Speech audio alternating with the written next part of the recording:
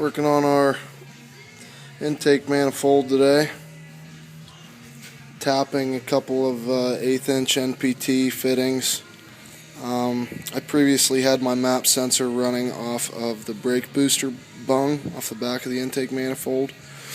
But I ran into some cumbersome issues with that bung up there. That's where I had my brake booster run to, which is originally for the PCV, and this year I plan to have that functioning properly.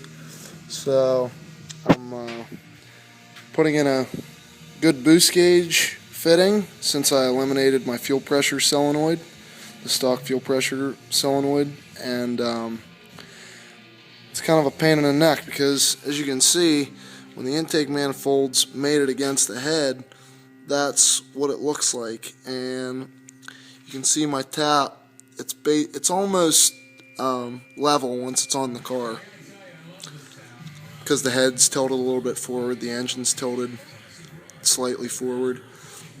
But the pain here is running the tap down in with a T-handle, because what you run into is that the tap isn't, that tall.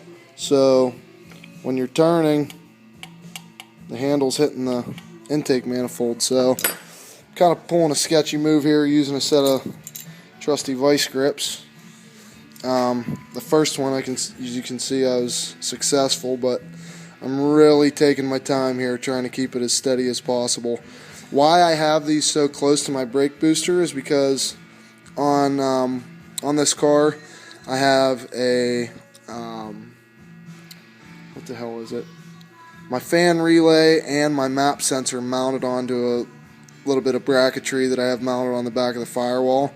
And last year when I went to the track a couple times, ran into some issues due to my boost source being a little too long to the map sensor, which gave me a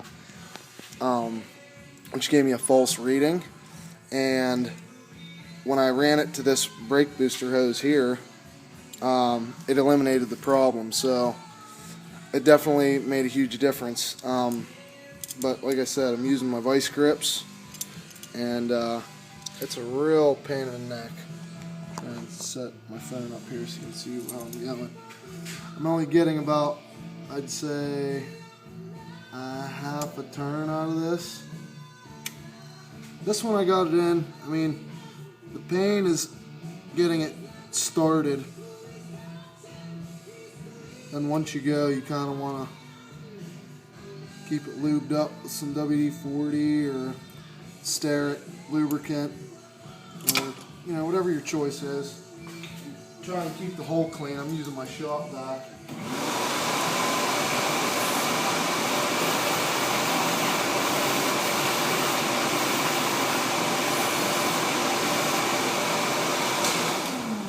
To keep my hole clean. What the hell. That way you're not binding up the threads, and because you got to remember this is cast aluminum, so it's pretty soft stuff.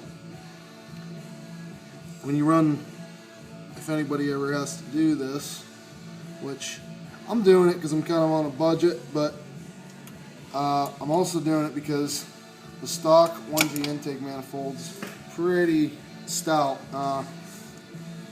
I kind of wish the runners were a little straighter and the plenum was bigger, because on a turbo car you want a big plenum, but this year I'm only running the 14B, so it should be adequate for my setup.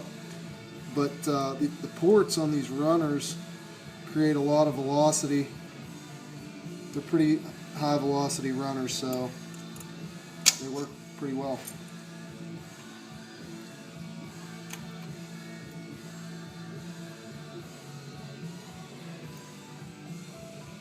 Oh yeah, baby. We're on the home stretch now. When running this tap down in, you don't want to run your tap all the way down to the end of the threads here.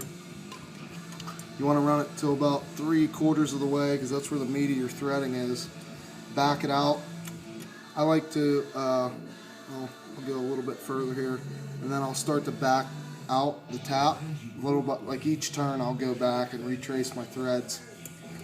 That way you're not binding anything up.